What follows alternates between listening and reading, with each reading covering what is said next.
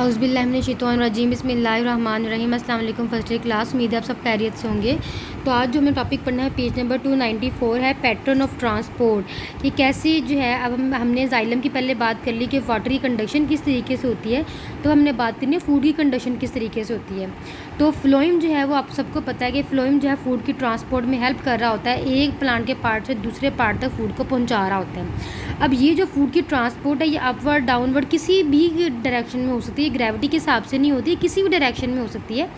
Basically ये जो transport है वो सोर्स से सिंक तक के एरिया में होती है।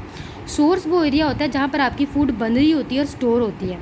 सिंक वो एरिया होता है जहाँ पर फूड ने पहुँच के इस्तेमाल होना होता है, यहाँ फूड की मेटाबॉलिज्म होनी होती है, मीन्स उसने इस्तेमाल होना होता है। ठीक है, तो सोर्स हमारे पास वो एरिया हुआ कि जहाँ पर फूड की स्टोर होना होता है, फूड ने स्टोर होना होता है। बेसिकली हमारे पास जो स्टोरेज ऑर्गन है जहाँ पर फूड ने स्टोर होना होता है वो लीव्स हैं। लीव्स से कहते हैं फोटोसिंथेट, मतलब फोटोसिंथेट का मतलब फूड। जितनी भी फूड है वो बना रहे होते हैं फोटोसिंथेसिस के ज़रिए, कुछ को इस्तेमाल कर लेते हैं, जो एक्सेस अमाउंट में रह जाते हैं उसको स्टोर कर लेते हैं सुक्रोज की फॉर्म में अपनी लीव्स के अंदर। अब लीव्स हमारे पास क्या है, सोर्स हैं। ठीक है, अब लीव्स क्या करते हैं कि इसको बाकी पार्ट्स तक पहुंचाते हैं, मीन्स आगे शूट्स होंगी, रूट्स होंगी, वहाँ तक पहुंचाते हैं फूड को। तो रूट्स शूट्स हमारे पास क्या होगी, सिंक होगी, जहाँ पर जाकर फूड की मेटाबॉलिज्म होनी होती है, फूड ने यूज़ होना होता है। ठीक है जी। अब स्टार्टिंग में, अब ये जो ज़रूरी नहीं है कि सोर्स सिर्फ लीव्स ही हों। स्टार्टिंग में से बीट है, बीट में क्या होता है कि हमारे जो स्टार्टिंग में रूट्स डिवेल्प हो रही होती हैं। ठीक है, तो रूट्स जो हमारे सिंक के तौर पर जो है वो एक्ट कर रही होती हैं कि वहाँ पर जाके फूड ने इस्तेमाल होना होता है और रूट्स ने बढ़ना होता है।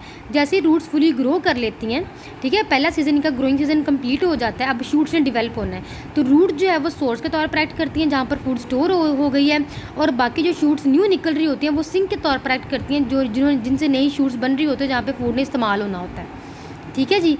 तो ये जो मूवमेंट है सोर्स से सिंक की तरफ, ये एक्टिव फोटोसिंथेसिस, ये जब फोटोसिंथेसिस का प्रोसेस हो रहा होता है उस दौरान ये सारा मैकेनिज्म हो रहा होता है, और इस सोर्स से सिंक तक का जो सफ़र है ये सारा का सारा फूड की ट्रांसपोर्ट जो है ये फ्लोइम के ज़रिए हो रही होती है। ठीक है, तो यहाँ तक आप लोगों ने याद करना है। तो ये कुछ इंपॉर्टेंट इन्फॉर्मेशन है कि यहाँ ये the composition of honey due have revealed that it contains 10-25% dry matter, 90% of which is sucrose. ये कुछ परसेंटेज दी हुई है हनी ड्यू की कि जो शहद की मक्खी होती है वो जब अपना हनी बना रही होती है उसमें कौन कौन सी परसेंटेज ज़्यादा होती है, तो ये उन्होंने वो दी हुई है। ठीक है जी,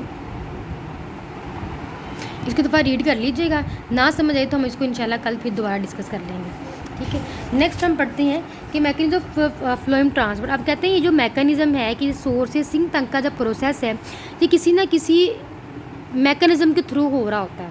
ठीक है, ऐसा तो नहीं है ना कि सोर्स से सिंक की तरफ अगर जा रहा है कोई ना कोई प्रेशर क्रिएट हुआ होगा, डिफ्यूजन का प्रोसेस होता होगा, कोई प्रेशर क्रिएट होता होगा, कोई ना कोई प्रोसेस तो होता होगा ना जिसमें सोर्स से सिंक की तरफ फूड जा रही है।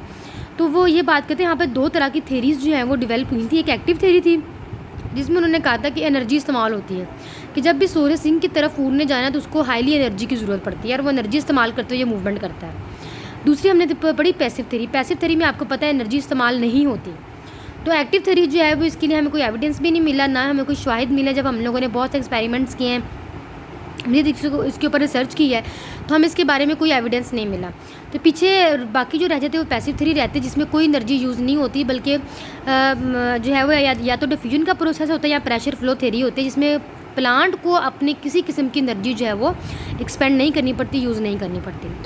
सबसे पहले हम डिफ्यूजन का प्रोसेस पढ़ लेते हैं। ये बेसिकली पैसिव थेरी का ही एक टाइप है। डिफ्यूजन क्या कहता है कि इसमें जो है ना वो स्लो प्रोसेस हो रहा होता है। ठीक है, बेसिकली क्या होता है कि शुगर की जो वेलोसिटी है वो बहुत ज़्यादा कम होती है। शुगर जो है वो आप सबको पता है कि प्लांट की फूड है, ठीक है, जिसको फ्लोइम ने ट्रांसफ़र करना होता है, फ्लोइम के थ्रू जो ट्रांसफ़र होनी होती है उसकी अगर हम वेलोसिटी देखें तो 1 घंटे के अंदर वो 1 मीटर का फासला तय करता है।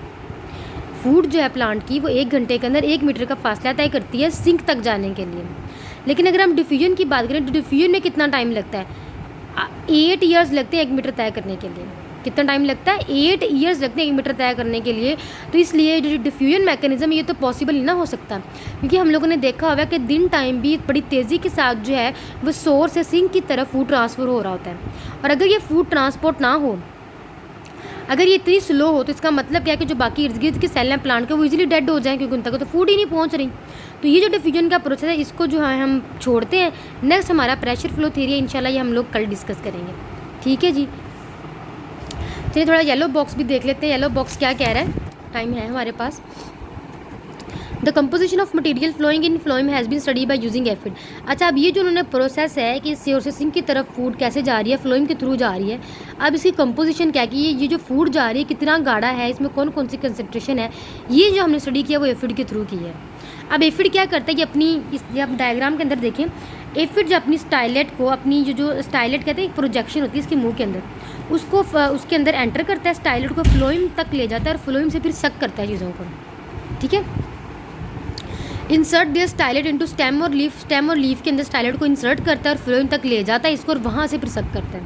ठीक है, सीव ट्यूब्स के अंदर ले जाता है। आपको पता है फ्लोइम के अंदर सीव ट्यूब्स होती हैं, कंपेनियन सेल्स होते हैं, 10th के अंदर भी आपने पढ़ा हुआ है। और सीव ट्यूब्स बेसिकली वो फ्लोइम का वो पार्ट है जहाँ से फूड ने ट्रांसपोर्ट होना होता है।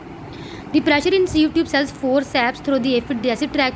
अब यहाँ से ये सैप जो है वो एफिड के अंदर चला जाता है, उसके डाइजेस्टिव ट्रैक तक चला जाता है। ठीक है, और पोस्टीरियर एंड पर आ जाता है, यहाँ पर इस एंड पर, और इस एंड पर आके ये फिर ड्यू की फॉर्म में, हनी ड्यू की फॉर्म में, मीन्स शहद तरह का एक मटेरियल होता है, उस फॉर्म में ये बाहर निकल जाता है। तो एफिड ने क्या किया, स्टाइलेट को अंदर प्रोजेक्ट किया फ्लोइम के अंदर, सीव ट्यूब, फ्लोइम की सीव ट्यूब्स के अंदर, वहाँ से जो मटेरियल उसको सक किया और अपने डाइजेस्टिव ट्रैक के अंदर ले गया। वहाँ पे थोड़ी सी इसके अंदर कुछ तब्दीलियाँ हुई और फिर उसने अपनी पीछे एब्डोमेन के ज़रिए इसको शहद की फॉर्म में, हनी ड्यू की फॉर्म में निकाल दिया। अब इसकी जो कंसनट्रेशन है ये क्या है, इस कंसनट्रेशन में 10 to 25% जो है वो ड्राई मैटर होता है, खुश्क। 90% सुक्रोज होता है, क्योंकि सुक्रोज की फॉर्म में ही प्लांट की शुगर जो है वो स्टोर होती है, और 1% जो है इसके अपनी बॉडी का नाइट्रोजन होता है। ठीक है, ये हनी ड्यू की कंपोजिशन है। आपने यहाँ तक करना है। फी अमान अल्लाह।